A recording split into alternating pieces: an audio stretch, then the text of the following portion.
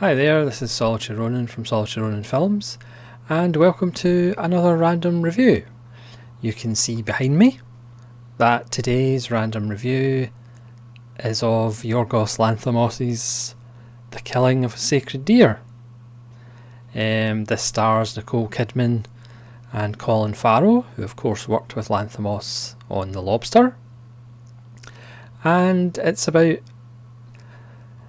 well, it's a Lanthimos film, so if you've seen my Lobster review, you'll kind of know that Lanthimos is a kind of singular figure in cinema, I would say, and I think he is the best filmmaker in the world at the moment, arguably, apart from maybe Kim Ji-woon from Korea.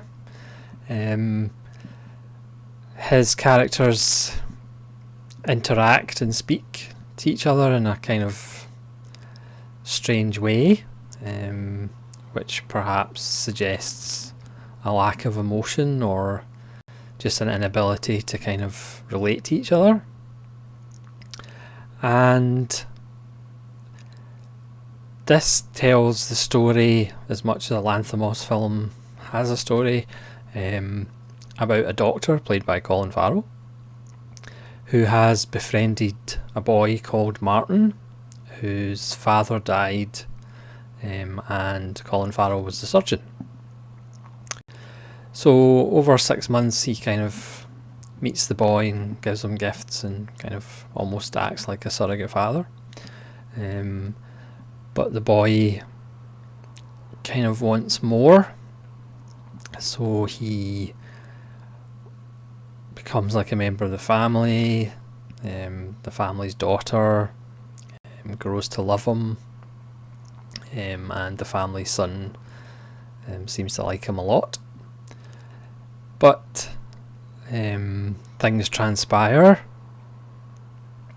and Colin Farrell is given the simple choice of Martin believes that his father's death was Colin Farrell's fault, so he says to Colin Farrell that he has to kill one of his children or both his children and his wife are going to die.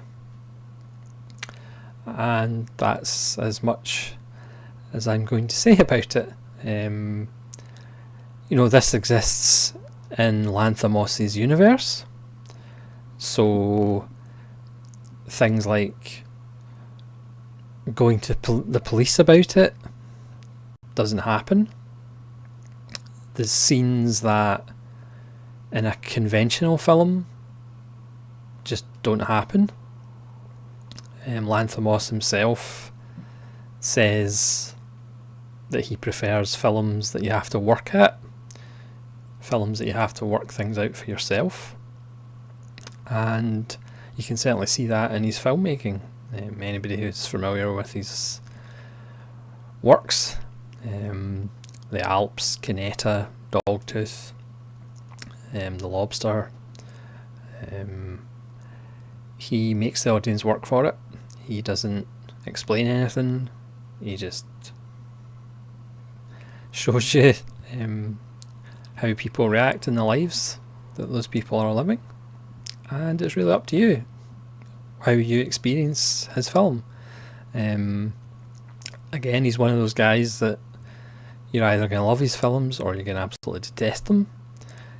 His films have a kind of, well, they do have a very black comedy, because again, people don't really react in normal life the way they react in Lanthimos' universe. But Lanthimos, I think, is one of those singular directors that it's a Lanthimos film. The way his dialogue is, it's similar to Mamet's dialogue, it's similar to Hal Hartley's dialogue. As soon as you hear it, you kind of know who the writer is. I have the Curzon Artificial Eye edition on Blu-ray, and there's a interesting Q&A with the cast and Lanthimos, and it's quite interesting that Nicole Kidman kind of compares him to Stanley Kubrick, in the sense of, if you go to him, want to know the whys and looking for answers, he just kind of shrugs his shoulders, allegedly the same way Kubrick did. You have to kind of figure out the why for yourself. And it kind of made me think that maybe he has got a little bit of Kubrick in him. Again, his films are singular. His style is all his own. I think, as with all his films, this one's quite beautiful. It's set in the US. There's lots of beautiful panning shots of empty corridors, and there's quite a disturbing, jarring use of almost atonal music at times. Again, it's not everybody's cup of tea. For me, The Lobster is one of the best films of the last 10 years, and The Killing of a Sacred Deer is not that far off it, as far as I'm concerned. Again, he is an acquired taste, but there's not that many films and filmmakers that actually challenge the audience. You actually have to pay attention. You actually have to figure it out for yourself. He doesn't hold your hand. He expects you to be able to handle what he's showing you. Nicole Kidman doesn't have that much to do in the first half of the film, but she really kind of comes into her own in the second half of the film. And Colin Farrell, who sports a big bushy beard, I'm not the biggest Colin Farrell fan, but he is really good in the two Lanthimos films that he's done. And he was also great in Miami Vice, in my opinion, as well. And the young cast, the Irish boy who plays Martin, as an American, and the daughter and son all give really good turns.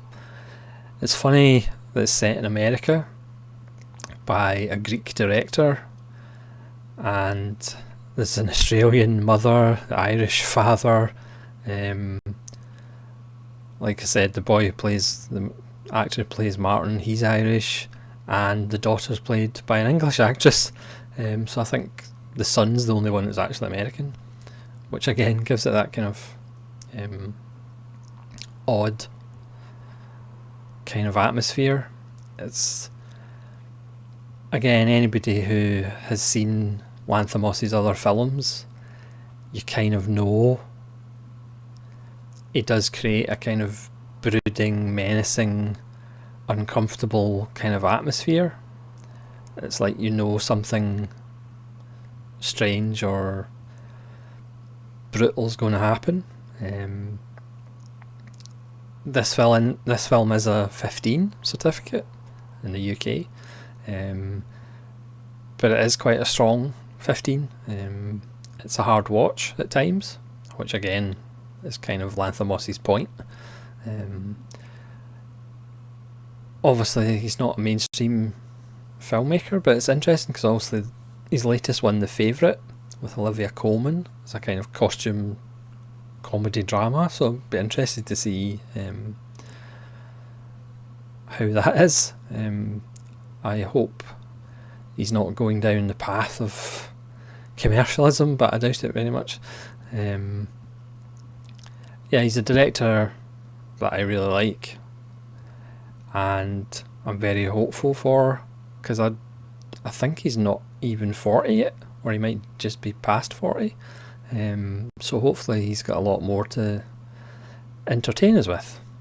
So that is my random review of The Killing of a Sacred Deer, and I would highly recommend it. Even if I can speak. If you have a strong stomach and have a bit of patience. Thank you very much for watching, and we shall see you soon, hopefully. This is Soldier on Film saying farewell.